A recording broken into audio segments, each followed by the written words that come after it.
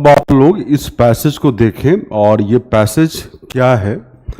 पहले इसका क्वेश्चन क्या है। क्वेश्चन है कि which of the following statement best reflect the rational, plausible and practical implication of the passage.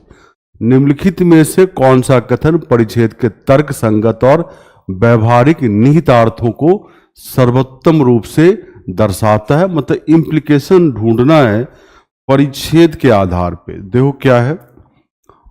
The Supreme Court of India has come down heavily on the Uttarakhand government for the felling of about 600 tree in the Jim Corbett National park.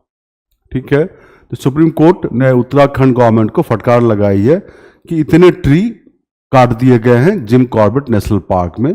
The forest official and a top politician in the state connived, दोनों मिलके to vastly expand the scope of a tiger safari in the park precincts, मतलब surroundings, was a travesty of conservation practices according to the court।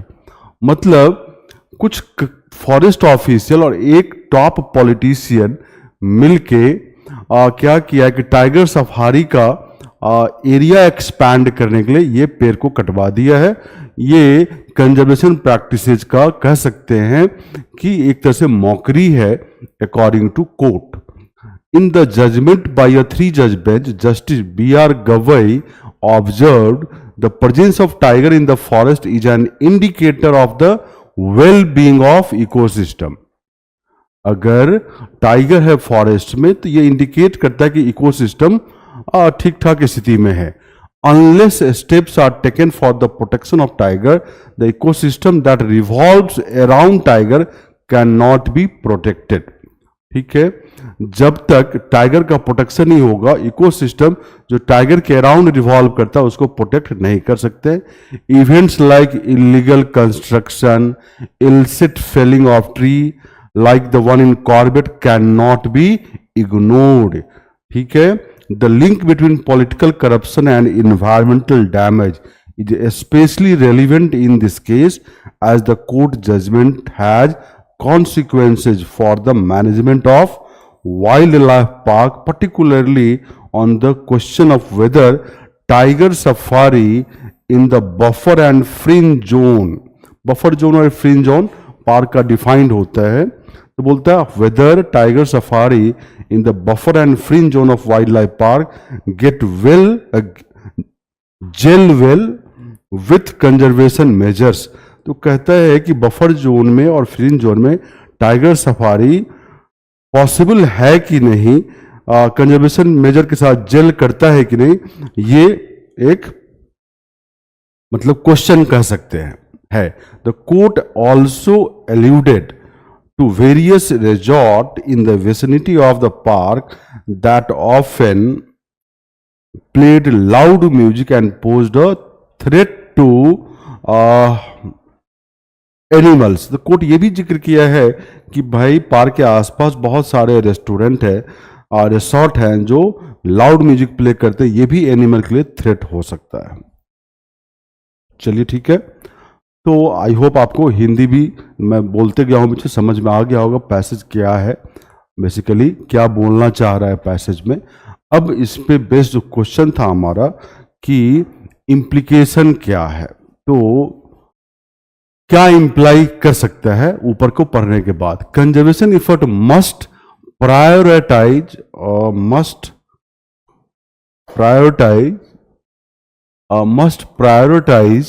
the protection of key indicator species like tiger to ensure the health and balance of entire ecosystem।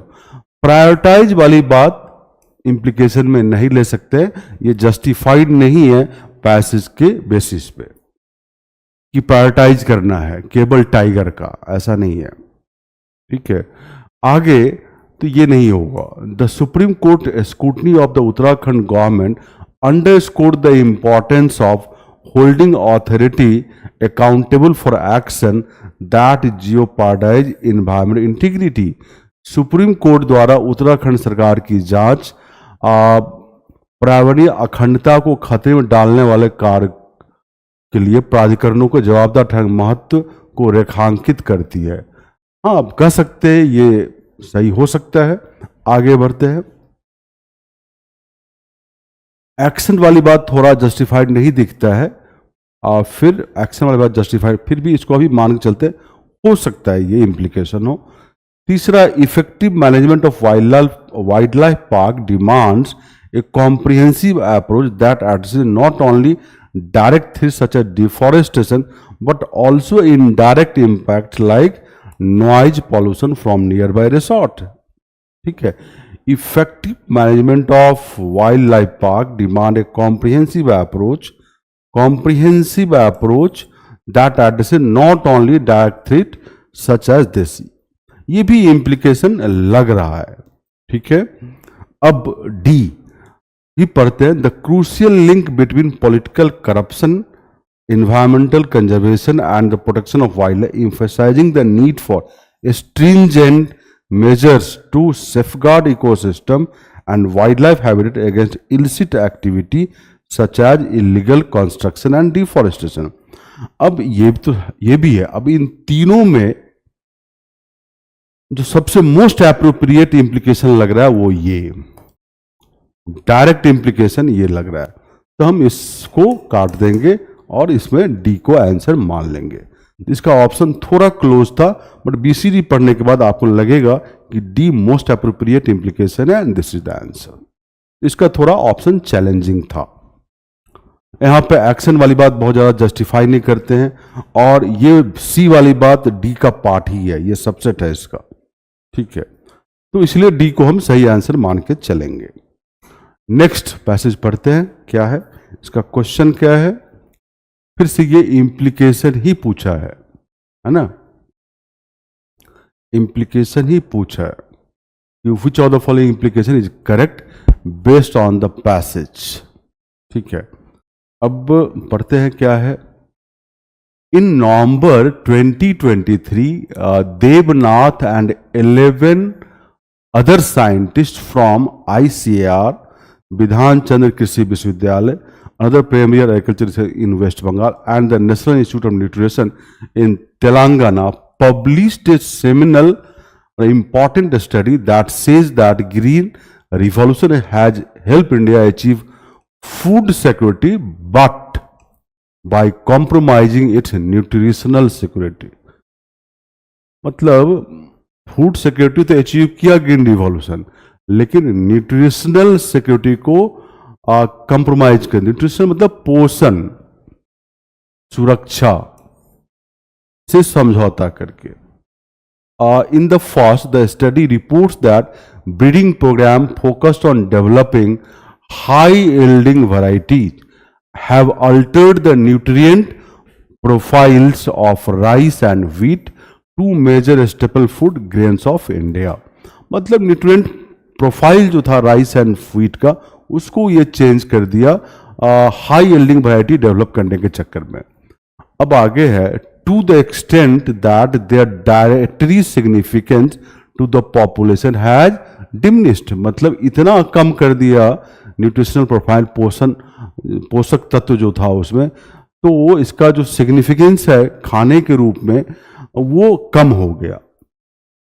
While chasing yield, मतलब productivity बढ़ाने के लिए बहुत उपज हो, the plant genetics have been tinkered with so much that they no longer do the fundamental job of delivering nutrition from the soil to the grains. मतलब plant genetics इतना उसमें टिंकर कर दिया, मतलब हेरफेर कर दिया कि भाई जो सॉइल से ग्रेन तक जो न्यूट्रिशन डिलीवर होना चाहिए वो नहीं अब हो रहा है। Consider the following statement, the success of the green revolution in increasing food production has come at the cost of diminished nutritional quality in staple crops like rice and wheat. Yes, ये statement correct है on the basis of this passage, ये कह सकते हैं। Second, breeding programs focus solely on yield improvement have altered the nutrient profile of crops, reduced their dietary significance and compromised। Yes, ये भी on the basis of this passage correct है। अब तीसरा है, breeding programs aimed at increasing yields have improved the nutritional quality of staple crops like rice and wheat ensuring both food and nutritional security India. नहीं, ये गलत है, improve नहीं किया, उसको घटा दिया। तो फर्स्ट सेकंड तो इसके बेसिस पे करेक्ट है ये।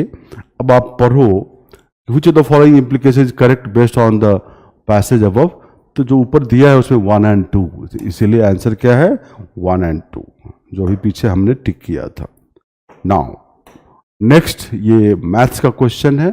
क्या है, इफ n इक्वल टू 53 की पावर फैक्टोरियल 1 प्लस फैक्टोरियल 2 ऐसे टिल फैक्टोरियल 53 प्लस 28 की पावर फैक्टोरियल 28 तक, 27 की पावर फैक्टोरियल 27 तक, then the unit digit of n। देखो यूनिट निकालने के लिए आपको पता होना चाहिए, जिसे 3 कंसीडर करेंगे यहां पर। 3 की पावर ये है, देखो क्योंकि हम लोग 3 यहाँ पे 8 है, यहाँ पे 7 है, इन सभी की साइक्लिसिटी यूनिट डिजिट का 4 होता है। मतलब 4, जैसे 3 का पावर लोगे, 3 की power 1 3 unit digit, 3 square 9 unit digit, 3 cube 7 unit digit, 3 की पावर 4 1 यूनिट डिजिट, और फिर 3 की पावर 5 करो 3 आ जाएगा। तो 4 यूनिट डिजिट रिपीट करते रहता है साइकिल में। ये 8 के केस में भी 7 के केस में, इसीलिए हम पावर को 4 से डिवाइड करते हैं और शेष निकालते हैं। फैक्टोरियल 3 के बाद क्या आएगा, फैक्टोरियल 4 4 का मल्टीपल है, फैक्टोरियल 5 4 का मल्टीपल है। तो फैक्टोरियल 4 से लेकर फैक्टोरियल 53 तक 4 से डिवाइड करने पे रिमाइंडर 0 आएगा। बचाइए। अब ये क्या है, फैक्टोरियल 3 6, फैक्टोरियल 2 2 एंड 1, 6 2 8 1 9। अब इसी को जो 4 से भाग दोगे, जो भी शेष आएगा इस पूरे पावर को 4 से भाग देने पर वही रिमाइंडर आएगा। इससे क्या आता है 1, तो 3 की पावर 1 इसका यूनिट डिजिट होगा। वही बात यहाँ पे फैक्टोरियल 3 के बाद जो भी फैक्टोरियल है सब 4 से डिविजिबल है। तो factorial 1 plus factorial 2 plus factorial 3 9, फिर 4 से भाग दो 1 शेष आएगा। तो प्लस 8 की पावर 1 ये लेंगे यूनिट डिजिट, यहाँ भी वही है। तो प्लस 7 की पावर 1, इसको जोड़ने के बाद जो यूनिट डिजिट होगा इस एक्सप्रेशन का यूनिट डिजिट इकाई अंक वही होगा। 8 3 11 7 18 8, तो मतलब ये है यूनिट डिजिट इस एक्सप्रेशन का। समझ गए? आई होप यू अंडरस्टैंड दिस।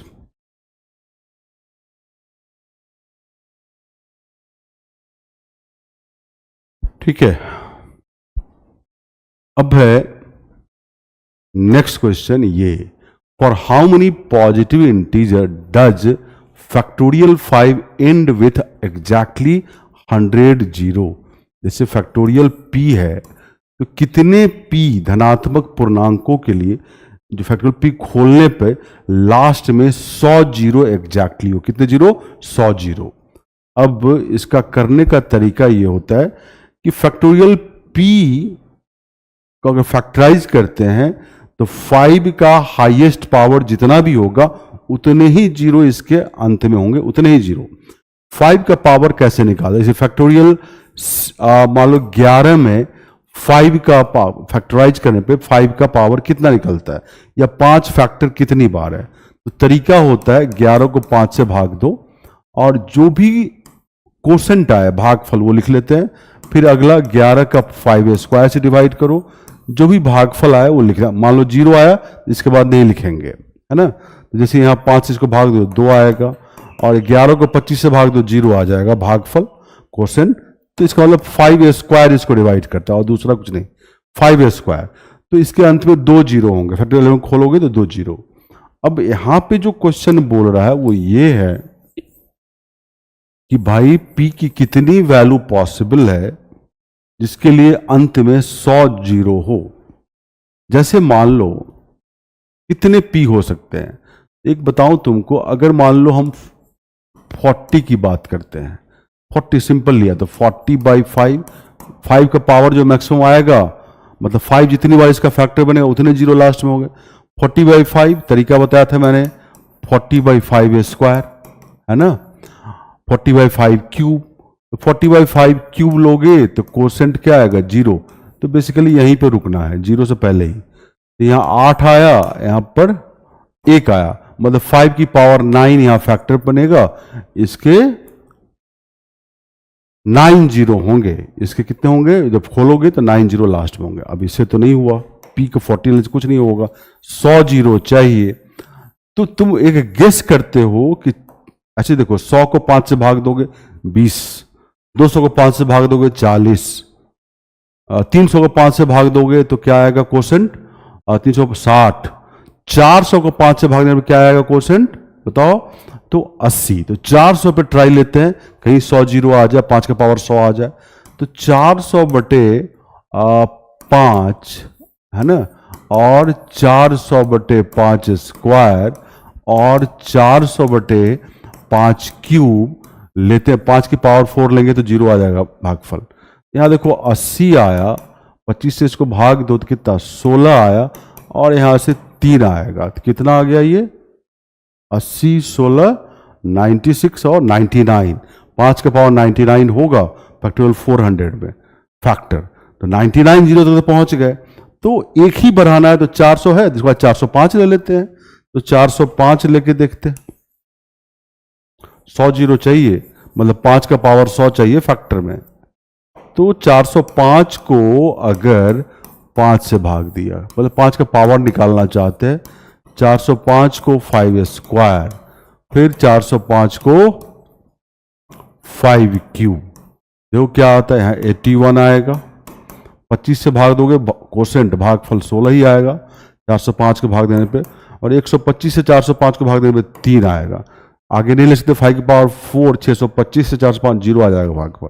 इसको जोड़ोगे तो 100, मतलब 5 की पावर 100 फैक्टोरियल 405 का फैक्टर बन गया, मतलब फैक्टोरियल 405 खोलने पर अंत में 100 जीरो होगा। तो पी का एक वैल्यू मिला 405, अगला 406 भी मिलेगा, वहां भी सेम ही होगा, कैलकुलेट करना।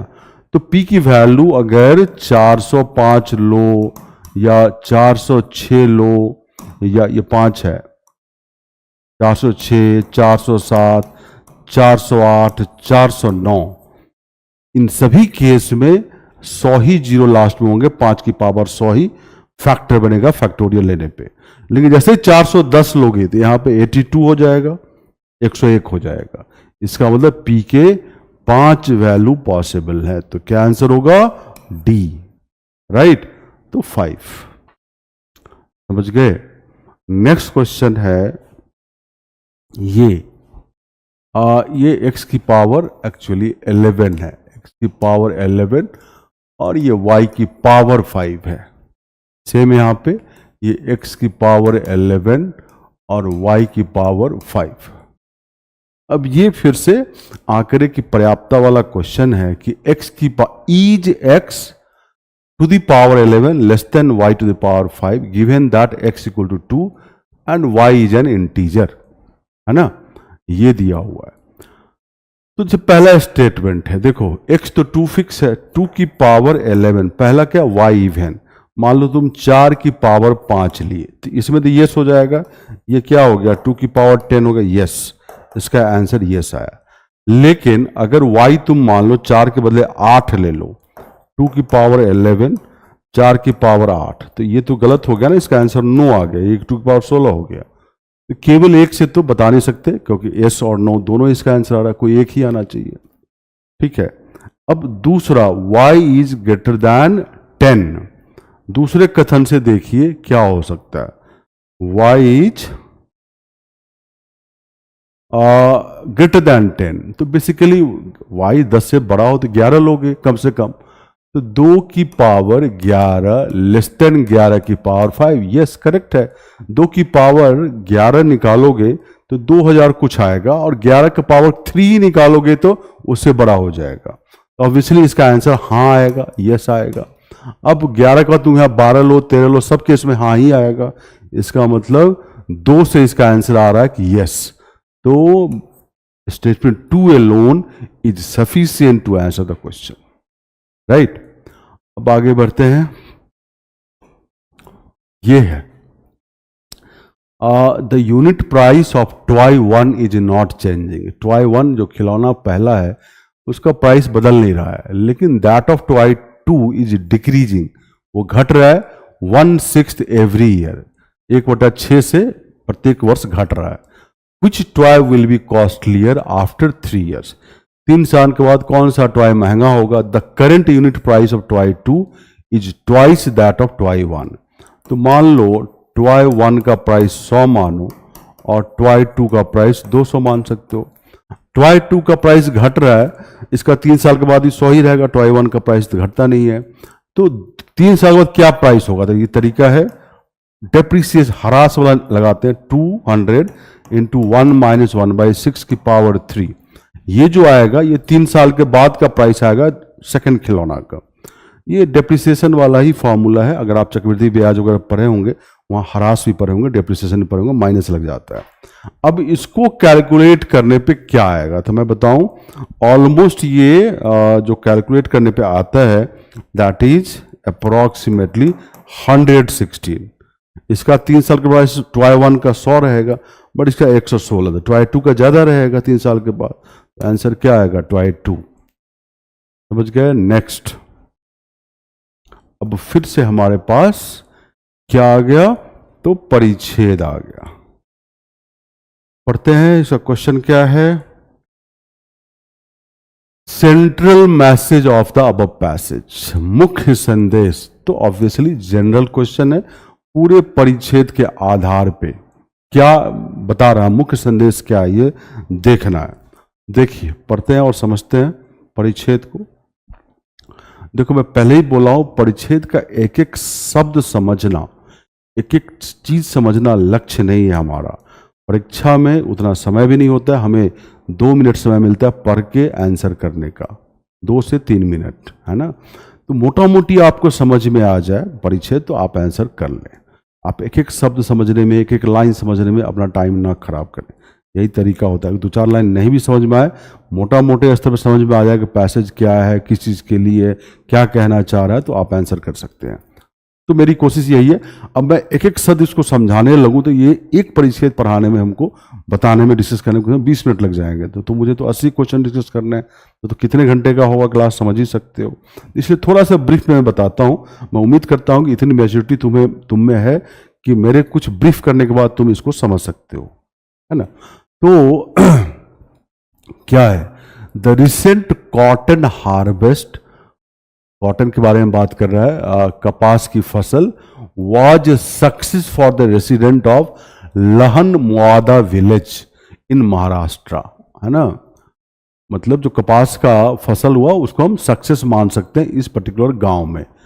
संगीता नरेश परचाके नाम है, a villager attributes their success to a spraying cow urine, ठीक है, गौमूत्र on the crops which effectively deterred common pest from attacking cotton. जो कॉमन पेस्ट है, पेस्ट का मतलब सामान्य जो कीट है, उसको भगाने में कामयाब रहा स्प्रेइंग काउ यूरिन, गौमूत्र स्प्रे करने से। Reflecting on the fruitful harvest she proudly states, I did not lose anything. Now Prachake या Parchake and other women from the village are actively strategizing for the upcoming sowing season। जो upcoming season है, जहाँ पे sowing होगा, मतलब खेती होगी, बुआई का सीजन, उसके लिए स्ट्रेटेजी बना रहे हैं। This success story is rooted in A transformative shift towards organic farming practices initiated by the women of लहान मुआदा, जो गांव है। For the past 8 years approximately 20 women have been gathering regularly to share their experience। मतलब पिछले 8 साल से लगभग 20 महिलाएं एक साथ जमा होते हैं और अपने एक्सपीरियंस शेयर करते हैं, अपने एक्सपेरिमेंट के बाद करते हैं, experiment with chemical free agriculture. This collective effort was sparked by the introduction of organic farming principle by non-profit like organization like Foundation for Ecological Security in 2016. Mamata Ramnath Dhurve, another resident, recalls how this organization highlighted, ये जो organization है, advantages of organic farming including reduced reliance on chemicals and lower input cost. She reminisces this was a time when men dominated farming activities and women seldom participated in village meetings। मतलब जब ये लोग organic farming start की कुछ महिलाओं मिलके और success प्राप्त हुआ, उसमें मेनली मेल डोमिनेटेड एग्रीकल्चर था, ये ध्रुवे बता रही है। चलिए, तो पैसेज तो समझ गए क्या है कि कैसे ऑर्गेनिक फार्मिंग की तरह शिफ्ट हुआ और कैसे सक्सेस रहा कॉटन की खेती। अब हमारा जो क्वेश्चन था, सेंट्रल मैसेज क्या है? The transformative shift towards organic farming was initiated by the women of Lehan Muada village, leading to a successful cotton harvest. जैविक कृषि पद्धतियों की ओर परिवर्तनकारी बदलाव लाहन मोहारा गांव की महिलाओं द्वारा शुरू किया गया था, जिससे कपास की सफल फसल हुई। हाँ, ये बात सही है। अब देखते हैं आगे, इसका ये आंसर हो सकता है। ट्रांसफॉर्मेटिव शिफ्ट तो वहीं से शुरू हुआ था। बी है, the success of recent cotton harvest in Lahan Moada village was primarily due to the introduction of genetically modified. ये गलत है, नहीं। Sangeeta Naresh Parchake attribute their success in cotton farming to using chemical pesticide. गलत है, विच इफेक्टिवली, नहीं। Mamta Ramnath Dhruv recalls how the women of Lahan Muada village were initially resistant to the idea of organic farming and had to be convinced by the men. नहीं, ये नहीं, वो खुद ही initiate लिए थे, है ना। तो ये भी गलत हो गया, इसलिए आंसर क्या होगा? A is the right answer. Clear है? ओके, तो A is the right answer. चलिए आगे बढ़ते हैं। फिर से ये पैसेज है और क्वेश्चन क्या है, कौन सा स्टेटमेंट वैलिड है? तो पैसेज देखें, माइक्रो प्लास्टिक को लेके है ये passage.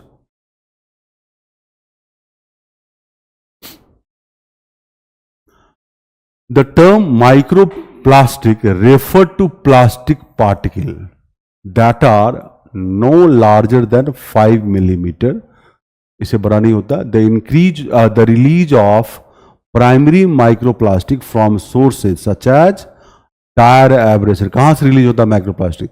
Shedding of textile fiber, pellet production and paint pollution along with improper waste disposal is highlighted by the researcher in the report.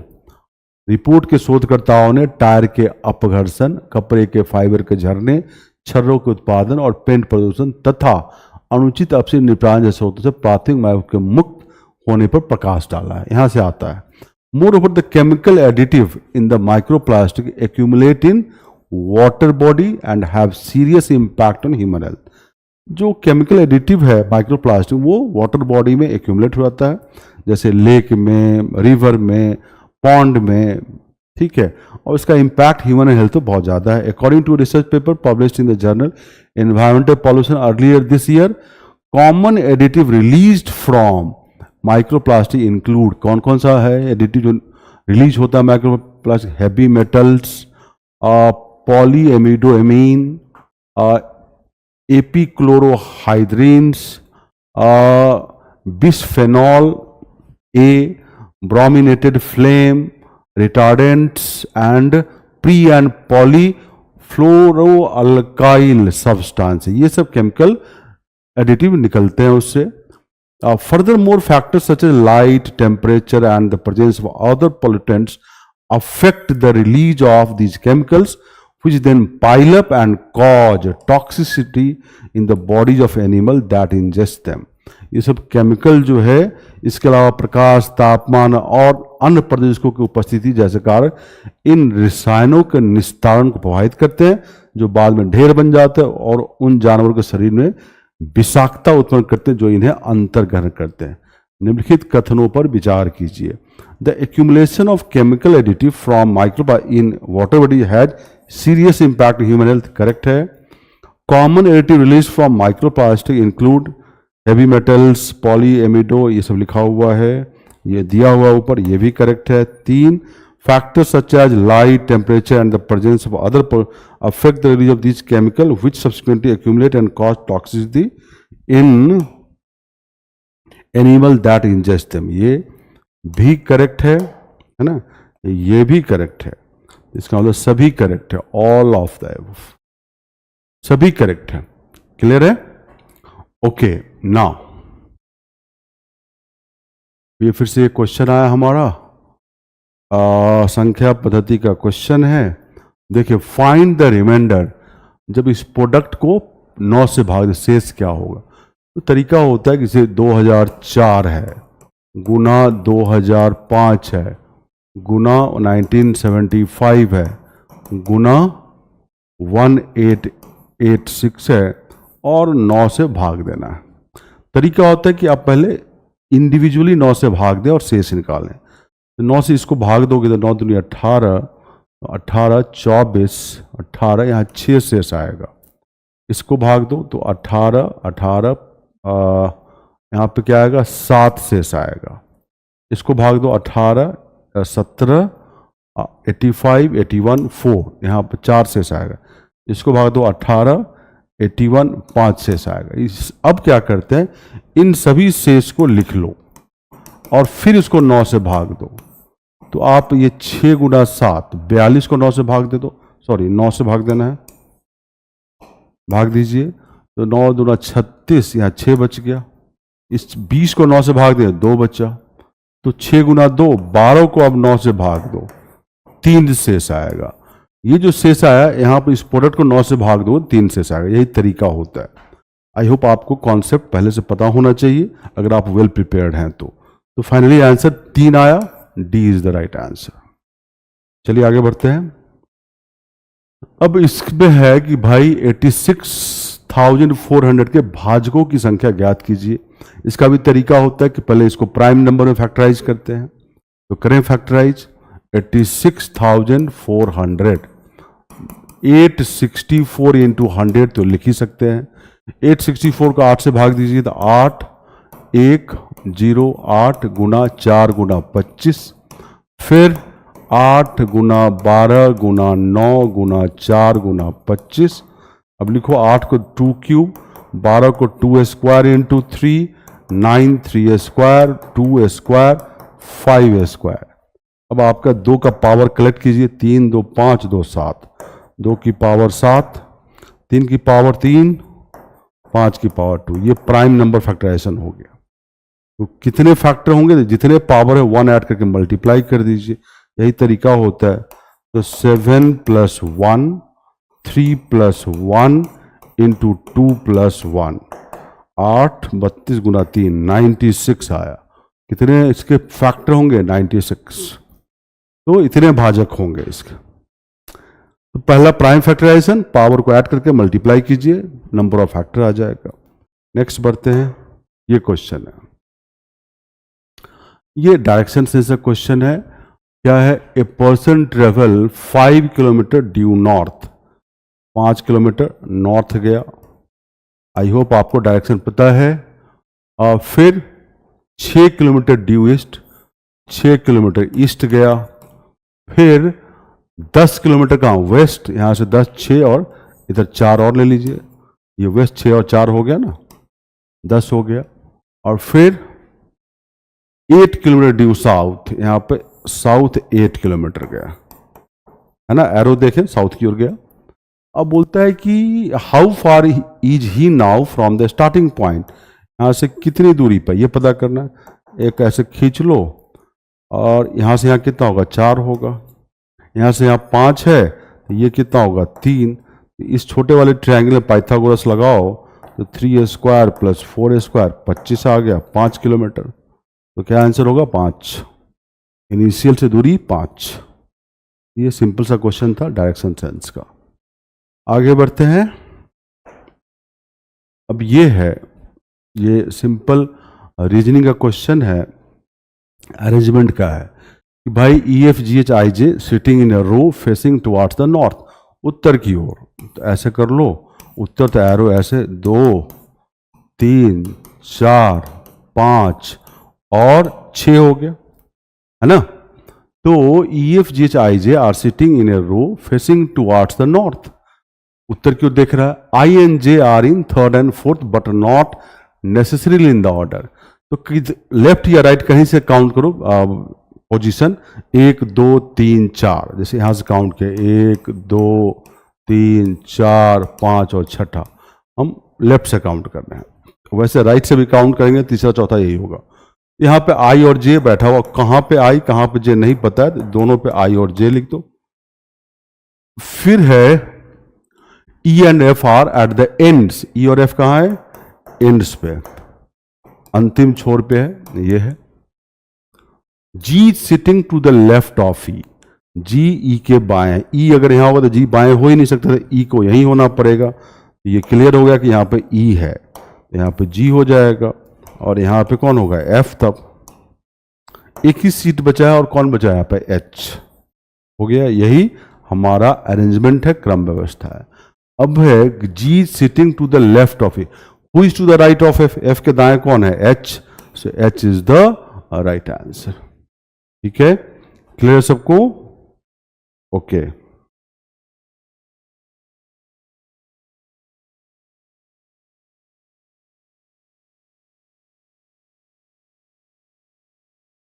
Next आगे बढ़ते हैं। फिर से पैसेज आया हमारा, और क्वेश्चन किस चीज का? कंक्लूजन का, निष्कर्ष का, है ना। चलिए पढ़ते हैं। Indian foreign policy function in a volatile international system. Volatile क्या है भाई? A major war in Europe, potence of new cold war between the west and on one side and Russia China on other. Potent मतलब संकेत मिलता है इस तरह का। द मतलब ये कोल्ड वॉर का होने का संकेत मिलता है। वेस्ट एक साइड पे, दूसरे साइड पे Russia China. The middle east and north America region amid its worst crisis. अच्छा, इसे बोला है कि भाई cold war between the west और Russia China on the other. Middle east भी है, नॉर्थ अफ्रीका रीजन, ठीक है। एमिड इट्स वर्स्ट क्राइसिस मतलब मिडिल ईस्ट और नॉर्थ अफ्रीका में क्राइसिस है, with Israel's genocidal mission against Palestine and attacks on Iran threatening regional conflagration. मतलब कह सकते हैं कि क्षेत्रीय संघर्ष। China assertive power projection in the Asian region and South China Sea. Sahel Africa का रीजन है, seeking decolonization and geopolitical change. Civil war in Myanmar and. ये बेसिकली वर्ल्ड में क्या सिचुएशन चल रहा है उसकी बात कर रहा है, और इंडिया का फॉरेन पॉलिसी इसी सिचुएशन में फंक्शन कर रहा है। आप हिंदी में पढ़ सकते हैं, भारतीय विदेश नीति एक अस्थिर अंतर्राष्ट्रीय व्यवस्था में कार्य करती है। जैसे यूरोप में एक बड़ा युद्ध, एक नया शीत युद्ध का संकेत, जिसमें एक तरफ पश्चिम और दूसरे रूस और चीन है। मध्य पूर्व उत्तरी अफ्रीका में क्षेत्र पर इसका सबसे बुरा संकट। फिलीपींस के विरुद्ध इजरायल के नरसंहार मिशन, और ईरान पर हमलों क्षेत्रीय संघर्ष का खतरा। एशियाई क्षेत्र दक्षिण चीन सागर में चीन का मुखर शक्ति प्रक्षेपण। साहेल अफ्रीका में उपनिवेशवाद को खत्म करना और भू राजनीतिक परिवर्तन की मांग। म्यांमार में गृह युद्ध इत्यादि। मतलब इस सिचुएशन में इंडियन फॉरेन पॉलिसी फंक्शन कर रहा है। आगे, in other words there is a reshaping of the international system with pressure for new alliance and balances. Global political economy is shifting to an era of protectionism that impacts trading lines, value chains, financial flow and currency as emerging economy construct new financial institutions. बोलता है कि भाई इस situation के कारण new alliances अब बनाने के लिए प्रेशर है। ग्लोबल पॉलिटिकल इकोनॉमी मतलब जो फ्री ट्रेड की बात था, अब वो शिफ्ट कर रहा है प्रोटेक्शनिज्म पे, है ना। संरक्षणवाद जिसको बोला है, ये सब चीजें हो रही है। Indian foreign policy has to navigate this tempestuous terrain. Tempestuous मतलब डिफिकल्ट टाइम में। तो क्योंकि उभरती अवसर नए वित्तीय संस्थाओं निर्माण करती, भारतीय विदेश नीति को इस डिफिकल्ट झंझावत चुनौती से निपटना होगा। बेसिकली ये इंडियन फॉरेन पॉलिसी किस तरह भी फंक्शन कर रहा है, क्या सिचुएशन वर्ल्ड का है, क्या ऑर्डर बन रहा है, ये सब बातें कर रहा है। तो क्या है कंक्लूजन? पढ़िए। India foreign policy operate in A stable and predictable international system. नहीं, ये कट गया, ये तो है ही नहीं। Not justified. B, ethical consideration play a negligible role in Indian foreign policy making with the primary focus on advancing a strategy। हो सकता है कि ये ट्रू हो, लेकिन पैसेज के अकॉर्डिंग नहीं है। एथिकल तो कुछ बात ही नहीं किया ऊपर। India's influence and leadership in the global are declining due to its inability to adapt to the changing. Inability वगैरह कुछ बात नहीं है पैसेज में, चला गया। ऑब्वियसली डी आंसर होगा। Indian foreign policy faces a turbulent global arena with conflicts, changing alliances and protectionism, balancing strategic interest and ethics. India aims to influence and lead amidst this evolving landscape। भारतीय विदेश नीति को संघर्षों, बदलते गठबंधनों और संरक्षणवाद के साथ एक अशांत वैश्विक क्षेत्र का सामना करना पड़ रहा है। रणनीतिक हितों और नैतिकता को संतुलित करते हुए भारत का लक्ष्य उस उभरते परिदृश्य को बाधित करना और नेतृत्व करना है। ये करेक्ट है, ठीक है। तो देखिए पैसेज अगर आपको पूरा समझ में नहीं आया, अगर मोटा मोटी समझ में आ गया, मतलब 70-80% समझ में आ गया, तो आप आंसर कर सकते हो। आप कभी ये मत करना कि एक एक चीज समझ जाएं, इतना समय नहीं होता, 2-3 मिनट का समय होता है एग्जाम में। आप भी जानते हैं इस बात को। अगर आप प्रीवियस ईयर पेपर देखे होंगे तो 2 ही घंटा का समय होता है, 80 क्वेश्चन होते हैं। चलिए आगे बढ़ते हैं। और वैसे थोड़ा सा भी आपका रीडिंग पर पकड़ है तो आप पकड़ सकते हो कि क्या आंसर हो सकता है। इसलिए रीडिंग एबिलिटी होनी चाहिए, जो पेपर वगैरह से पढ़ के होता है। अगर पेपर पढ़ने की आदत है, समझने की आदत है, एडिटोरियल पढ़ने की आदत है, रीडिंग हैबिट्स है, तो आप पकड़ सकते हो कि क्या सेंस है, क्या कहना चाहा ऑथर ने, आप आंसर कर सकते हो। अगला देखें, ये भी पैसेज ही है। पैसेज है, इसका क्वेश्चन क्या है? इन्फेरेंस, वही निष्कर्ष का ही क्वेश्चन है। तो देखें,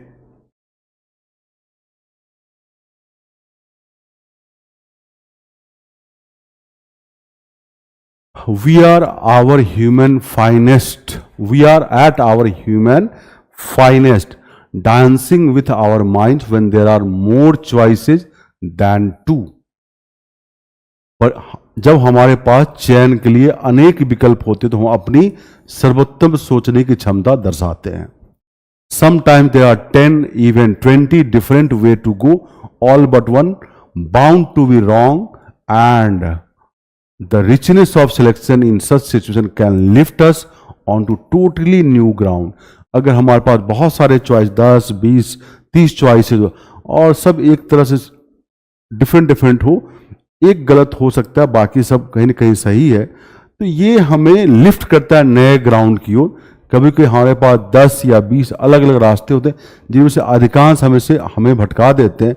हालांकि चयन के लिए कई विकल्प होने से हम स्वयं को नए धरातल पर ले जा सकते हैं। ठीक है,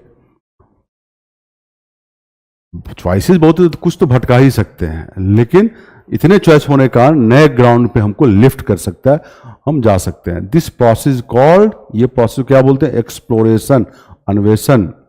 इस प्रोसेस क्या बोलते हैं? अन्वेषण। And is based on human fallibility, मतलब यह हमारी गलतियां करने की प्रवृत्ति पर आधारित है। If we had only a single centre in our brain, एक ही केंद्र अगर ब्रेन में होता, capable of responding only when a correct decision was to be made, मतलब बोलता है कि एक सिंगल सेंटर होता है ब्रेन में और तभी रिस्पॉन्ड करता है जब हम करेक्ट डिसीजन लेते। Instead of the jumble of different credulous easily con clusters of neurons that provide for being flung off onto blind alley, up trees, down dead ends, out into the blue sky, along wrong timing, around bends, we could only stay the way we are totally stuck fast। अब ये थोड़ा आपको difficult सा लग रहा होगा, इसको हिंदी पढ़ लेते हैं। यदि हमारे मस्तिष्क में केवल एक ही केंद्र होता जो हर बार सही ढंग से प्रतिक्रिया करता, तो हम कभी भी नए क्षेत्रों में जाने का साहस नहीं करते या अपनी गलतियों से नहीं सीखते। हमारे जटिल और कभी कभी आसानी से गुमराह होने वाले तंत्रिका नेटवर्क हमें नए अनुभवों की ओर ले जाते हैं। इसका हिंदी थोड़ा ज़्यादा अच्छा समझ में आ रहा था। कभी कभी ऐसा होता है, अंग्रेजी थोड़ा ही टिपिकल लिखा होता है तो हिंदी भी देख सकते हैं और समझ सकते हैं। कभी कभी हिंदी टिपिकल लिखा होता है तो अंग्रेजी भी देख सकते हैं और समझ सकते हैं। ठीक है, तो हमारे ये चॉइसेस के बारे में बोला है और कैसे उसे हम सोच सकते हैं, और डिफरेंट चॉइस होने से हम नए ग्राउंड को ब्रेक कर सकते हैं, एक्सप्लोर कर सकते हैं, ये सब बातें बोला है ये। थोड़ा लीक से हट के ये पैसेज है। अब इसके ऑप्शन पढ़िए कि क्या निष्कर्ष निकाला जा सकता है। The passage suggest that having multiple option and the ability to explore different path even if some are wrong allow for growth and progress. ये हम निष्कर्ष निकाल सकते हैं। परिच्छेद का यह आशय है कई विकल्प होने और विभिन्न रास्ते तलाशने की क्षमता भले ही उसमें कुछ गलत हो विकास और प्रगति की ओर ले जाते हैं। इसका चांस लग रहा है कि सही होगा। आगे बढ़ते हैं। The passage argue that having only one option or decision making centre in our brain would lead to more efficient decision making. ये जस्टिफाइड नहीं है, ये निष्कर्ष नहीं कर सकते हैं। The passage implies that human fallibility is a weakness नहीं बोलता है, ह्यूमन गलती करता है, दैट प्रिवेंट्स प्रोग्रेस नहीं, जस्टिफाइड नहीं है ये चीज, ये नहीं है पैसेज के बेसिस पे। D the passage suggest that having fewer choices leads to better decision making. ये भी बात पैसेज नहीं बोला है। वो तो बोला है कि चॉइस रहने से हो सकता है हम नए ग्राउंड को ब्रेक कर पाएं, एक्सप्लोर कर पाएं, अच्छा डिसीजन में पहुंच पाए, ये सब बातें किया, तो ये भी नहीं है। So answer A is the right answer. ये हम इन्फर कर सकते हैं, निष्कर्ष निकाल सकते हैं। चलिए आगे बढ़ते हैं। अब ये मैथमेटिकल रीजनिंग का क्वेश्चन बोल सकते हैं। क्या है? At the end of 2003 I found that height of my daughter was 80 centimetre, but at the end of 2010 I found that height of my daughter was 1/8 more than it was at the end of 2009। जो 2009 के अंत में था 1/8 ज्यादा है 2010 के अंत में, ठीक है। However, over the year I have observed that every year her height is increasing by an equal amount, मतलब every year equal amount से बढ़ रहा है, and it is expected to increase at the same way, इसी तरह बढ़ने का chance है। Can you find the height of my daughter at the end of 2015? देखो 2003 से 2009 का 6 साल हुआ, तो 80 प्लस मान लो हर एक साल x बढ़ता है 6x, ये 2009 के अंत का हाइट है। 2010 3 के बाद 7 साल हुआ, तो 80 प्लस 7x। बोला है कि ये जो 2010 के अंत वाला है इससे 1/8 बढ़ गया है, ये बेसिकली 9/8 हो गया किसका? 80 प्लस 6x का, क्योंकि इसका 1/8 बढ़ना, तो 1 + 1/9/8 हो गया इसका। सॉल्व करते हैं, x निकल जाएगा, x निकल जाएगा तो बन गया। इसको सॉल्व करो तो 8 × 80 640 56x 720 प्लस 54x, यहां से x जो आएगा 40, मतलब एवरी ईयर 40 सेंटीमीटर बढ़ रहा है। 80 था 2003 के अंत में, 2015 के अंदर 12 साल का अंतर हुआ, तो 80 प्लस 12 × 40 हो जाएगा, कितना होगा? 80 प्लस 480 560 सेंटीमीटर, यही आंसर होगा। So this is the answer, ठीक है। I hope you understand this. Okay, next ये देखें 40। ये क्वेश्चन अच्छा क्वेश्चन है।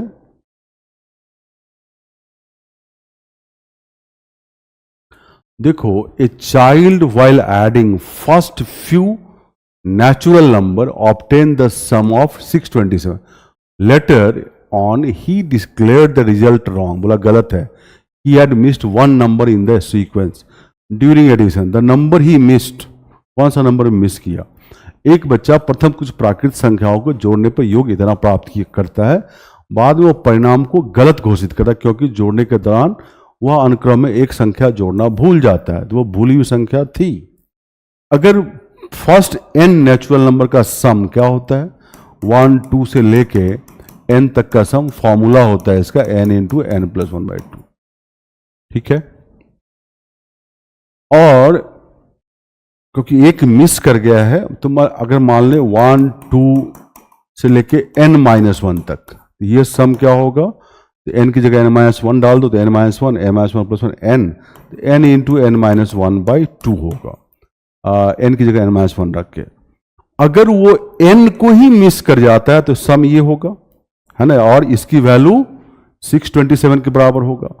अगर n की जगह कुछ और भूल जाता है तो ऑब्वियसली 627 जो है इससे बड़ा होगा, मतलब n- 1 तक का सम तो लिख दिए, अब n न भूल के कुछ और भूल गया तो फिर तो ये तो छोटा हो जाएगा ना सम से, तो n into n minus 1 by 2 less than equal to 627 less than n into n plus 1 by 2।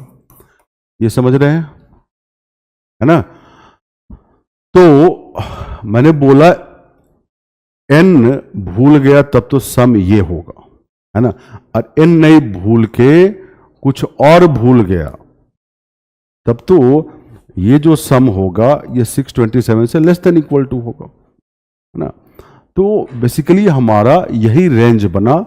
अब हमको नंबर कौन सा मिस किया ये पता करना है,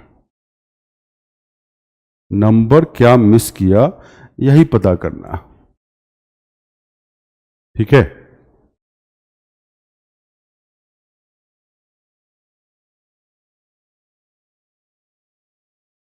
ये समझ रहे हो ना? ये तो फॉर्मूला आई होप आपको पता होना चाहिए कि 1 से n तक का सम ये होता है। अगर n कोई भूल गया तो सम ये होगा, n के अलावा कुछ भूलेगा तो सम तो इससे बड़ा होगा ना। तो यही लिखा है मैंने कि इससे बड़ा होगा 627, है ना? तो लेस देन ये लगा दिया। अब तुमको क्या करना है कि कौन सा n इस इनइक्वालिटी को सेटिस्फाई करता है, तो ये तुम्हें कुछ नंबर पुट करके ट्राई करना पड़ेगा। नंबर पुट करके देखो, अगर एक हिंट लेते हैं कि अगर हम n 30 पुट करते हैं, कितना 30, तो 30 पुट करने पे क्या हो सकता है? देखो यहाँ 30 है, यहाँ 31 है, तो 31 गुना 15 627 से छोटा हो गया, तो 30 तो नहीं होगा। 30 से बड़ा कोई नंबर लेना पड़ेगा। 30 से बड़ा कोई नंबर लेते हैं, तो 30 से बड़ा अगर हम n 2-3 नंबर डालना पड़ेगा, वैसे n 35 अगर लेते हैं तो ये हो जाएगा 35 इंटू 36 बाई 2, 35 इंटू 18, 35 इंटू 18 क्या होगा? 18×5 = 0, 9, 54 और 9, 630 हो गया। ये 627 कम है, और यहाँ पे पुट करोगे तो ये 35 गुना 17/2, 35 गुना 35 गुना 17 आ जाए, तो ये हो जाएगा 85, 5, 8, 51 और 8 595। इससे लेस है, ऑब्वियसली 35 सेटिस्फाई करता है। तो अगर 1 से लेकर 35 तक जोड़ते तो 630 था, 1 मिस कर गया तो 627 में, मतलब 3 मिस किया, इसका मतलब 630 और 627 में कितना अंतर है? 3। इसका मतलब क्या मिस कर गए? 3 जोड़ने में, क्योंकि 1 से 35 तक का सम 630 है, उसमें 1 छोड़ने के बाद मिस कर गया, इतना सम आ गया। तो क्या छोड़ा? दोनों का डिफरेंस 3, तो क्या आंसर होगा? 3। तो 3 is the right answer. Next बढ़ते हैं, ये है, ये हमारा सिलोगिज्म का क्वेश्चन है। 4 स्टेटमेंट और फिर कंक्लूजन है। वेन डायग्राम से बना लेते हैं, वैसे और भी तरीका है करने का। वेन डायग्राम तत्काल करते हैं, क्या है? All mathematics are logic. तो ऑल मैथमेटिक्स आर, ये मैथमेटिक्स लो, ये लॉजिक लो, ऑल मैथमेटिक्स आर लॉजिक, ये ठीक है। Some logic are reasoning. अब लॉजिक और रीजनिंग, लॉजिक रीजनिंग में संबंध है, बट रीजनिंग मैथमेटिक्स में संबंध नहीं है, तो कुछ भी हो सकता है। तो सम लॉजिक आर रीजनिंग, है ना, ये हो सकता है। दूसरा ये भी हो सकता है, मतलब यहां मैथ और रीजनिंग अलग कर दिए, मैथ्स, लॉजिक, और ये भी हो सकता है मैथ के साथ इंटरेक्ट करता है। और भी चीज पॉसिबिलिटी होगी, अभी 2 ही बनाए हमने। अब आगे आते हैं only a few reasoning are formula, मतलब सम रीजनिंग आर फॉर्मूला। अब रीजनिंग फॉर्मूला रिलेशन है, फॉर्मूला लॉजिक में कोई रिलेशन है, फॉर्मूला मैथमेटिक्स में कोई रिलेशन है, कुछ भी रिलेशन बना सकते हैं फॉर्मूला लॉजिक में, फॉर्मूला मैथमेटिक्स में, ये क्लियर रहे। तो सम रीजनिंग आर फॉर्मूला, तो some reasoning are formula, some reasoning are formula, some reasoning are formula. और ये फॉर्मूला मैथ्स लॉजिक सबके साथ इंटरेक्ट कर सकता है, तो ये भी बना सकते हैं सम रीजनिंग आर, हम ये कर सकते हैं, ये एक तरह से ये भी कर सकते हैं और भी कर सकते हैं। अभी हम 2 ही पॉसिबिलिटी लिए हैं। अब आगे बढ़ते हैं। नो फॉर्मूला इज रट्टा। फॉर्मूला और रट्टा में रिलेशन है, रट्टा का और किसी रिलेशन नहीं। रट्टा किसी से इंटरेक्ट कर सकता है, मैथ से, लॉजिक से, रीजनिंग से, है ना। केवल फॉर्मूला रट्टा, नो फॉर्मूला इज रट्टा। तो नो फॉर्मूला इज रट्टा, तो फॉर्मूला रट्टा अलग अलग कर सकते हो एक पॉसिबिलिटी, या रट्टा को इसके साथ किसी के साथ इंटरेक्ट करा सकते हो। यहाँ पर हम रट्टा बना दिए RT, इसको हम मान लो ब्लू में बना लेते हैं। ये RT है रट्टा ऐसे, या ये फॉर्मूला है तो हम RT कुछ ऐसे ही बना सकते हैं, RT ये भी बना सकते हैं, है ना। फॉर्मूला से अलग होना चाहिए। अब पढ़ते हैं हम क्या है, सम रीजनिंग आर नॉट रट्टा। सम रीजनिंग आर नॉट रट्टा, रट्टा रीजनिंग यहां अलग है, सपोर्ट कर रहा है। यहां पे रट्टा रीजनिंग कुछ कॉमन है, बट कुछ रीजनिंग तो अलग भी तो है, यहां पे देख रहे हो कुछ अलग भी तो है, तो इसको तो सपोर्ट करता है दोनों पॉसिबिलिटी, तो ये करेक्ट है। ऑल लॉजिक का रट्टा इज ए पॉसिबिलिटी। पॉसिबिलिटी मतलब सर्टेनिटी नहीं है, पॉसिबल। ऑल लॉजिक का रट्टा, अब ये रट्टा लॉजिक के ऊपर तो आ सकता है, रट्टा का लॉजिक मैथमेटिक्स रीजनिंग से कोई कनेक्शन नहीं है, तो पॉसिबिलिटी कनेक्शन बना सकते हैं। रट्टा हो सकता है लॉजिक रट्टा का सबसेट हो, ये ऐसे कर सकते हैं ना, ऐसे, मतलब ये चीज हम यहाँ पे इसको उठा के ऐसे तो पॉसिबल कर सकते हैं ना, ये रट्टा ये पॉसिबल है, फॉर्मूला से तो अलग ही है ना। तो ऑल लॉजिक का रट्टा इज ए पॉसिबिलिटी, ऑब्वियसली ये भी करेक्ट है। तो क्या आंसर होगा, B, both conclusion 1 and 2 are correct. ठीक है, यहां पे हम रट्टा के अंदर लॉजिक नहीं रख सकते, यहां फॉर्मूला से वो हो जाएगा, कनेक्ट कर जाएगा, लेकिन इसमें तो कर सकते हैं, पॉसिबिलिटी है ना।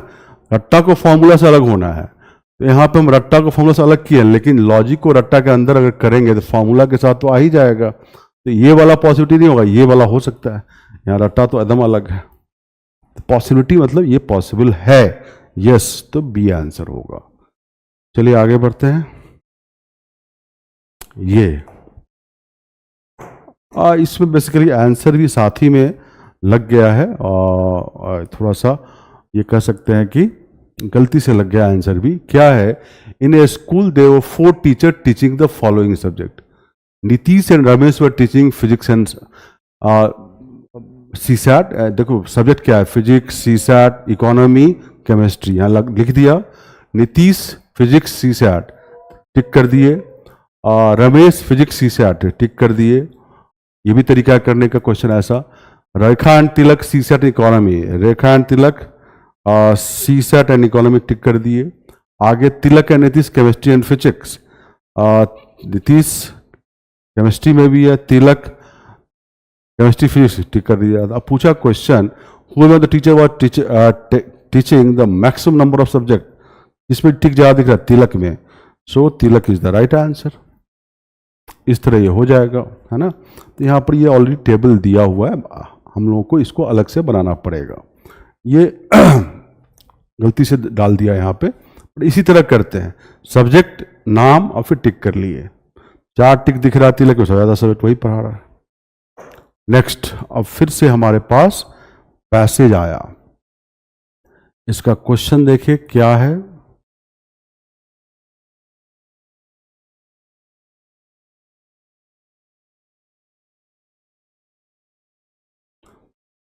Which implications is correct based on the passage above? क्या है, a positive association between the level of education attained and the utilization of antenatal care among socially marginalized women across geographies and social group was explored, है ना। Antenatal care का मतलब होता है care during pregnancy. सभी भौगोलिक क्षेत्रों और सामाजिक समूहों में सामाजिक रूप से हाशिए पर रहने वाले महिलाओं के बीच प्राप्त शिक्षा के स्तर और प्रसव पूर्व देखभाल के उपयोजन के बीच एक सकारात्मक संबंध का पता लगाया गया।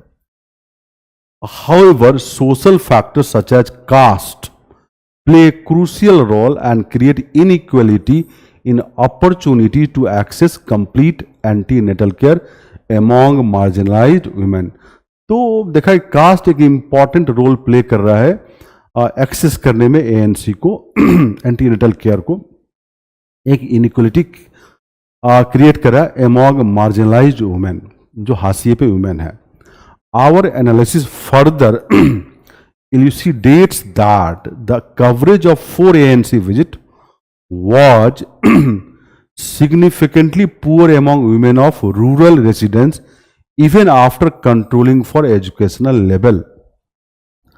मतलब जो ग्रामीण महिलाएं हैं वो 4 बार एएनसी विजिट किए हुए, सिग्निफिकेंटली ये नहीं दिखा है एजुकेशन प्राप्त करने के बाद भी। तो यहां पे दिया है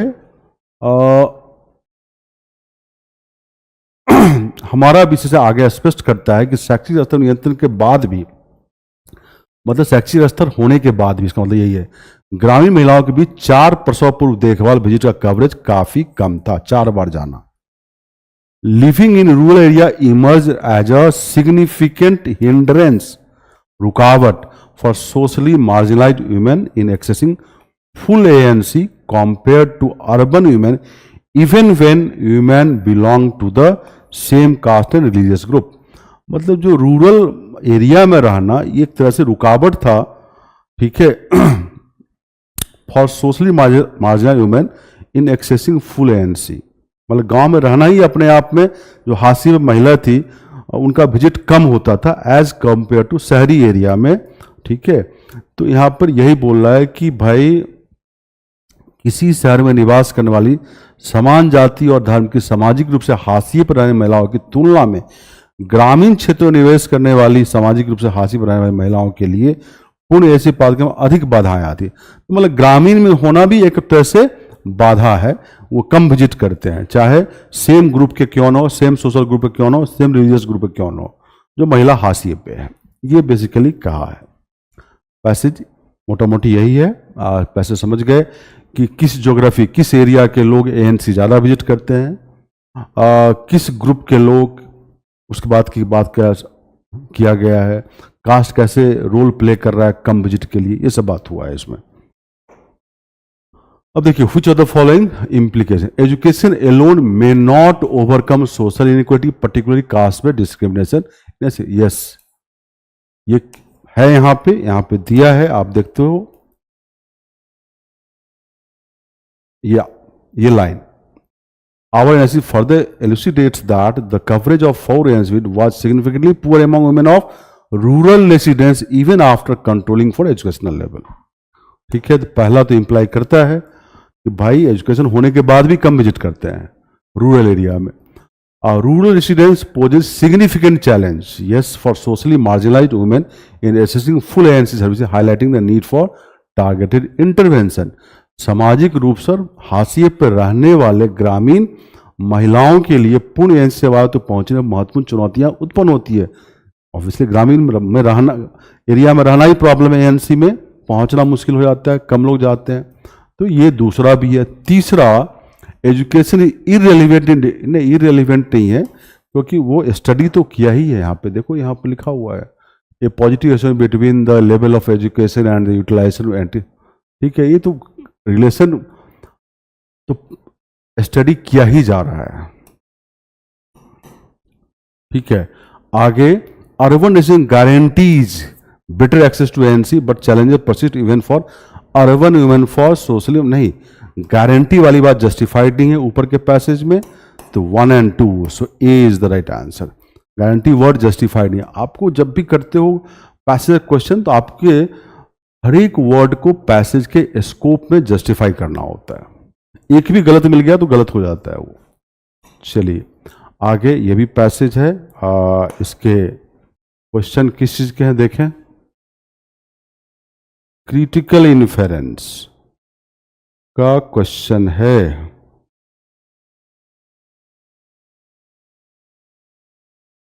निम्नलिखित में कौन सा कथन ऊपर दिए गए परिच्छेद का सबसे महत्वपूर्ण निष्कर्ष को दर्शाता? मोस्ट क्रिटिकल इन्फेरेंस, है ना। तो इन्फेरेंस का क्वेश्चन है, निष्कर्ष का क्वेश्चन है, पढ़ते हैं। The consequences of warming Indian ocean extend very much into mainland India with the frequency of severe cyclone rising and the monsoon becoming more erratic and uneven with long spell of drought followed by intense rain and concomitant flooding. कि भाई Indian Ocean के warming का main land में क्या क्या impact है उसके बाद को कह रहा है. ये चीज़ें जो टर्म इसमें यूज है बहुत सारा चीज़, ये वो बच्चा ज़्यादा समझ पाएगा जो ज्योग्राफी वगैरह पढ़ लिया है. गर्म होते हिंद महासागर का भारत के मुख्य स्थल पर गंभीर प्रभाव पड़ रहा है. गंभीर चक्रवातों की आवृत्ति बढ़ रही है. मानसून अधिक अनियमित और विषम हो गया है, जिसके चलते लंबे समय तक सूखे के बाद भारी बारिश और बाढ़ जैसा घटनाएं होती रहती है. ठीक है. These are linked to global warming with anthropogenic sources, man-made कह सकते हो, such as fossil fuel burning playing a significant role in nudging the planet closer to cataclysmic मतलब catastrophic tipping point. मतलब ग्लोबल वार्मिंग से related है और जिसमें fossil fuel burning ये एक सिग्निफिकेंट रोल प्ले कर रहा है और प्लेनेट कहीं तक कैटेस्ट्रॉफी की ओर बढ़ रहा है. ये बदलाव ग्लोबल वार्मिंग से जुड़े हैं जो मुख्य रूप से जीवाश्म ईंधन के दहन जैसी मानवीय गतिविधियों के कारण होती है. ठीक है. आगे है current global commitment to stem greenhouse gas emission are unlikely to make a significant dent in the state of ocean capacity, as unlike on land the sea responds slower to change in external inputs. मतलब global level पे green house को कम करने की बात चल रही है या स्टेप लिया जा रहा है, लेकिन सी किसी चेंज को रिस्पॉन्ड धीरे धीरे करता है अनलाइक लैंड स्थल के अपेक्षा. Therefore, a realistic way out is to fine tune the understanding of the Indian Ocean, मतलब जो हिंद महासागर है का लोकल इम्पैक्ट. इस रियलिस्टिक वे आउट है कि भाई इंडिया ओशन का लोकल इम्पैक्ट को समझना ज़्यादा जरूरी है. India needs to form a collaborative association with country bordering the Indian Ocean to invest in data gathering. Currently this pales मतलब कम है in comparison in what is in the Pacific. मतलब Pacific region में जो है data collection ज़्यादा हो रहा है in comparison to Indian Ocean के आसपास. ठीक है. And projection to guide the development and protection of infrastructure and people. अगर डाटा गैदरिंग वगैरह लोकल लेवल में इंडियन ओशन के आसपास होगा तो इससे हमारे इंफ्रास्ट्रक्चर को प्रोटेक्ट करने में फायदा होगा और भी लोगों को भी प्रोटेक्ट करने में फायदा होगा. ये बात है. चलिए ठीक है. मोटा मोटी हम समझ गए परिच्छेद क्या है. अब पढ़ते हैं इसको. क्या है इसका आंसर कि हमें मोस्ट इंपॉर्टेंट इन्फ्लुएंस ढूंढना है. क्या the impact of warming in ocean are solely limited to mainland India? नहीं, केवल मेनलैंड इंडिया ने और अगल बगल के भी कंट्री पे है. ये नहीं आंसर है. Global commitment to reduce green house gas emission will be sufficient to mitigate the effect of warming. नहीं, क्योंकि ओशन तो रिस्पॉन्ड ही लेट करता है किसी भी एक्टिविटी को. जैसे ग्रीन हाउस गैस एमिशन को रिड्यूस भी करेंगे तो जो सी है उस पर रिस्पॉन्ड बहुत धीरे धीरे करेगा. तो प्रेजेंट जो है जो उसका इम्पैक्ट है वार्मिंग का या ओशन का वो कम नहीं हो सकता है.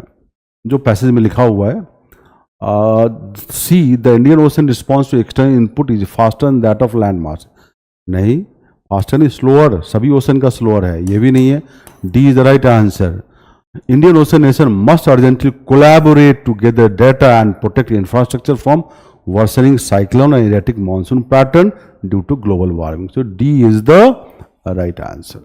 I hope you understand this. तो हमने गलत ऑप्शन काट दिया और फिर सही पे पहुंच गए. आगे बढ़ते हैं. ये देखिए XYZ be the distinct integer. XYZ distinct integer है. XY क्या है? ऑड है. XY क्या है? ऑड है, पॉजिटिव है. Z क्या है? इवन है. तो कौन सा कैन नॉट बी ट्रू?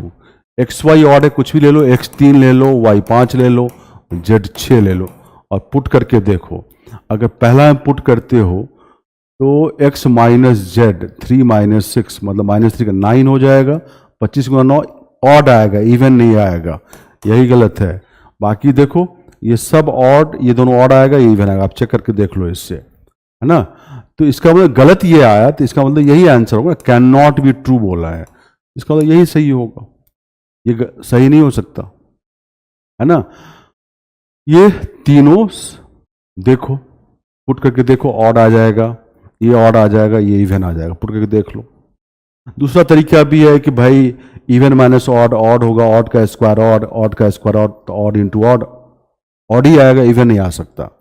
यहां पे देखो, ये x minus z x square मतलब ऑड का square odd minus even, odd आ गया, ये ऑड ही होगा, ऑड इंटू ऑड, ऑड ही होगा। वही यहां भी, यहां पे देखो एक्स माइनस वाई का स्क्वायर मतलब ऑड माइनस ऑड इवन होता है, इवन का square even, Z even, even into even, even हमेशा होगा। ये तीनों ट्रू होगा, ये गलत होगा, नहीं तो पुट करके देख लो, ठीक है। नेक्स्ट, ये क्वेश्चन है, ये भी अच्छा क्वेश्चन है, बड़ा ही पॉपुलर क्वेश्चन है ये भी।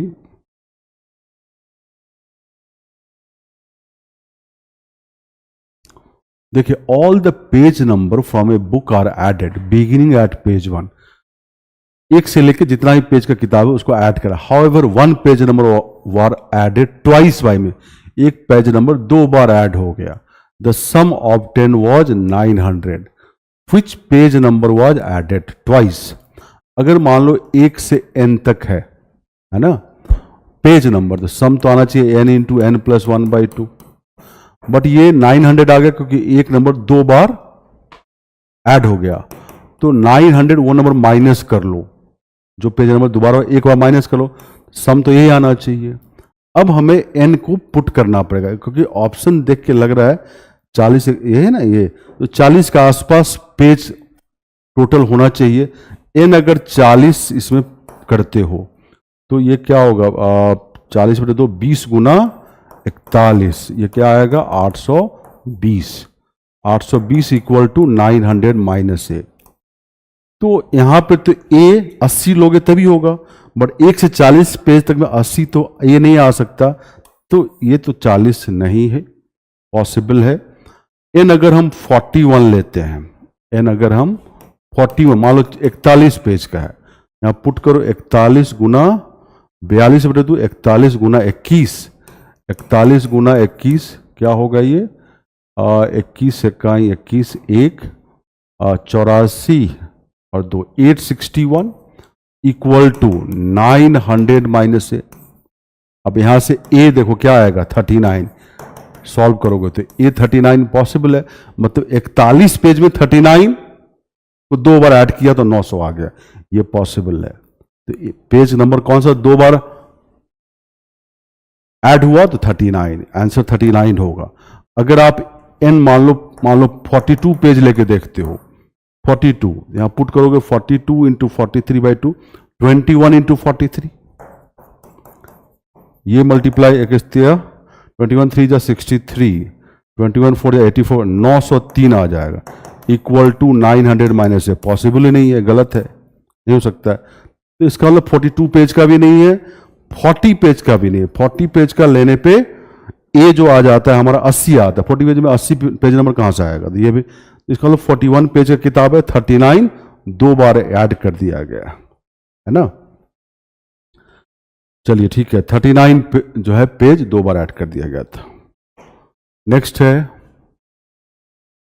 Kartik and Aryan run a 400 metre race where Karthik beat Aryan by 40 metre. इसका मतलब है कि जितना समय में कार्तिक 400 मीटर दौड़ा, आर्यन कितना हराता है 40 से 360 मीटर दौड़ा। बोलता है to do a favour to Aryan, Karthik start 20 metre behind the starting line. मान लो स्टार्टिंग लाइन है और 400 मीटर दौड़ना है, कार्तिक का 20 मीटर पीछे से दौड़ना शुरू किया, आर्यन तो यहीं से दौड़ेगा, है ना।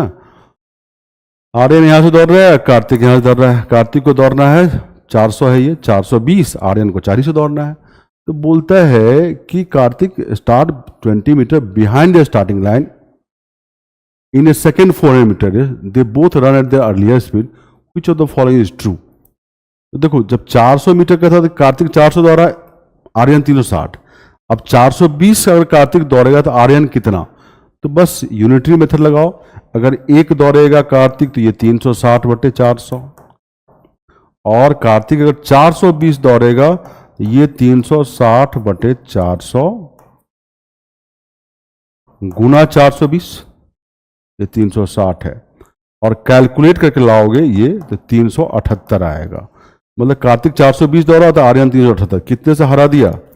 कार्तिक तो पहुंच गया यहाँ पे, बट आर्यन 378 22 मीटर पीछे रह गया, तो Karthik beat Aryan by 22 metre. बस सिंपल यूनिटरी मेथड लगाया। कार्तिक 400, आर्यन 360, कार्तिक 1, आर्यन 360/400, कार्तिक 420, आर्यन 378, कार्तिक पहुंच गया आर्यन 378 पे, 22 पीछे है, तो D is the right answer. Next देखो, ये क्या है? There are 5 company P1, P2, P3, P4, P5. The profit made by P1, P2, P3 are in the ratio 3:5:4. 3, 5 और 4.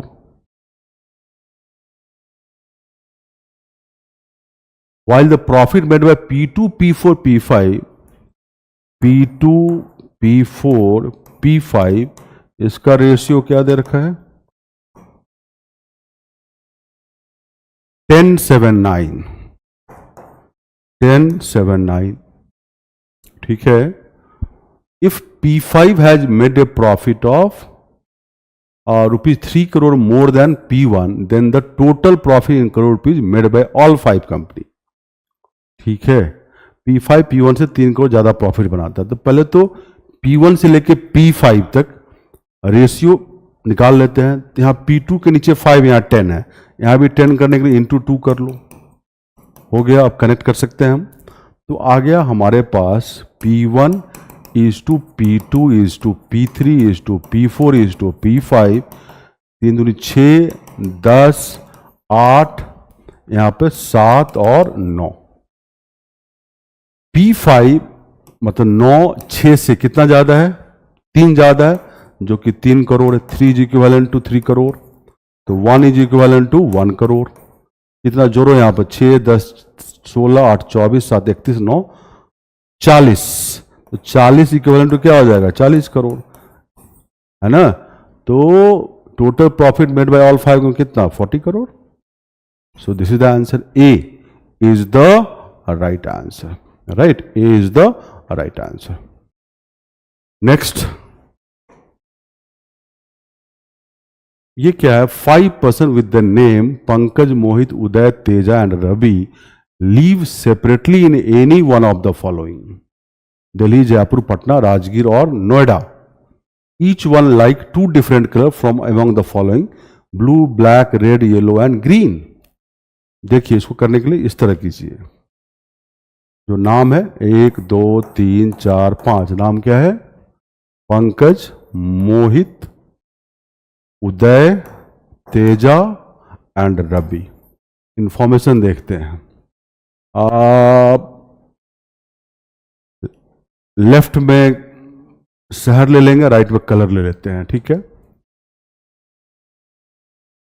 तेजा लाइक नहीं, Uday like red and blue, Uday like red and blue, ऐसे लिख दो। Uday like red, Teja like black, Teja like black, B के लिख दो black को। फिर है the person living in Delhi, जो दिल्ली में रहता है, does not like black and blue, वो ब्लैक और ब्लू नहीं लाइक करता है। Pankaj likes blue and red, Pankaj likes blue and red, ठीक है। मोहित likes yellow, Mohit likes yellow. और Ravi lives in Noida, Ravi lives in Noida, ठीक है। क्वेश्चन है वेयर डज मोहित लीव। अब गौर करना, मोहित येलो लाइक करता है, बट ब्लू ब्लैक तो लाइक नहीं करता है। ब्लू ब्लैक यहां दिख रहा है, मोहित का एक येलो है, ठीक है। तो ब्लू ब्लैक तो नहीं लाइक कर रहा मोहित, इसलिए मोहित कहां रहता है? दिल्ली में रहता है, according to the information. Delhi में रहने वाला ब्लू ब्लैक लाइक नहीं करता है। तो B is the right answer. Right, next बढ़ते हैं। अब ये पैसेज है, जो क्वेश्चन देखिए क्या है।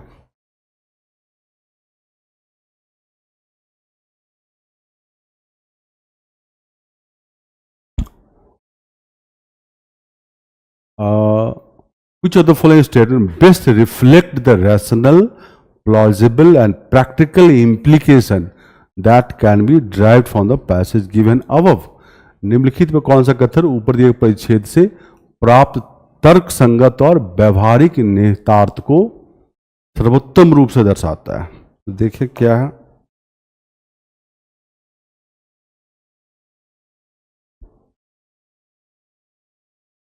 The services trade boom has also served as an invaluable cushion for India's external account balance against shocks such as pricey oil import. सेवा व्यापार में उछाल में महंगे तेल आयात जैसे झटकों के विरुद्ध भारत के बाह्य खाते के संतुलन के लिए एक अमूल्य सहारे के रूप में भी काम किया है। कौन? सेवा व्यापार। गोल्डमैन सैक्स एक कंपनी है, expect that buffer to remain in play with services export projected to rise to $800 billion by 2030, ऐसा एस्टिमेट किया है। While this is slightly lower than government target. Government target कितना है? 1 ट्रिलियन का, मतलब $1000 बिलियन का by 2030 for both services and merchandise export.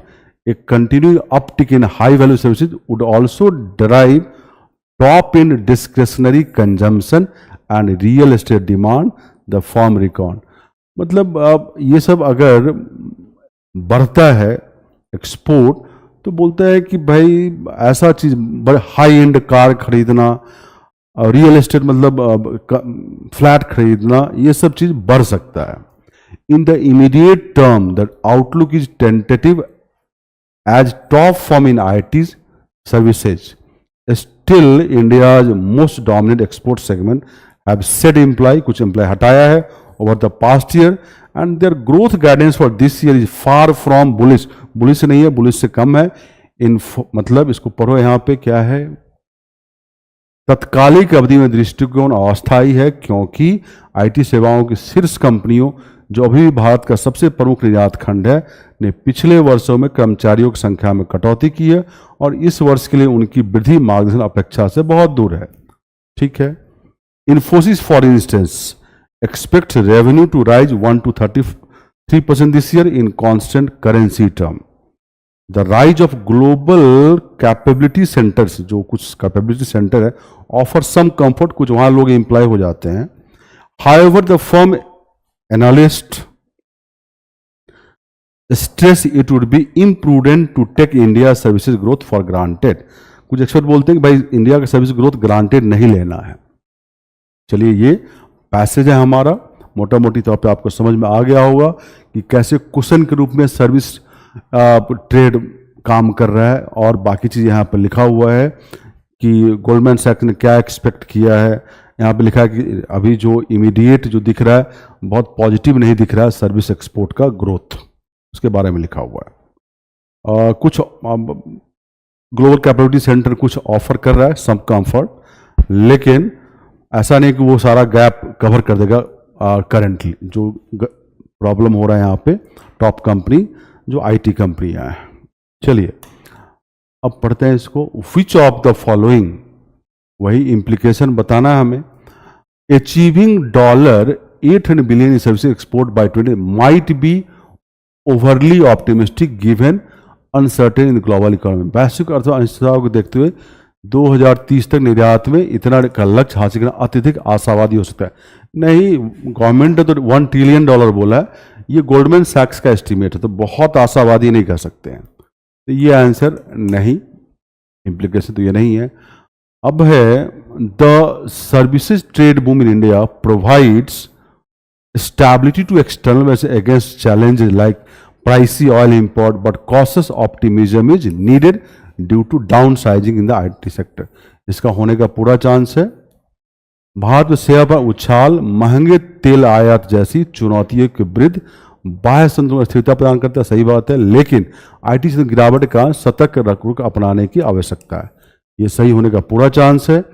Assuming high value service will significantly drive consumer spending and real estate would overlook other factor influence this market. Overlook, significantly drive, ये सब justified नहीं है, ठीक है, ये implication नहीं है। मतलब पैसेज बेसिकली ये वन ऑफ द एग्जाम्पल दिया है, बट इस चीज का इम्प्लीकेशन नहीं है। Relying solely on global capability centre में not fully safeguard against potential challenge to India services sector growth. Might be correct, may not fully safeguard, but B और D में बेस्ट ऑप्शन क्या लग रहा है? B is the right answer. तो B is the right answer. I hope you understand this. ठीक है?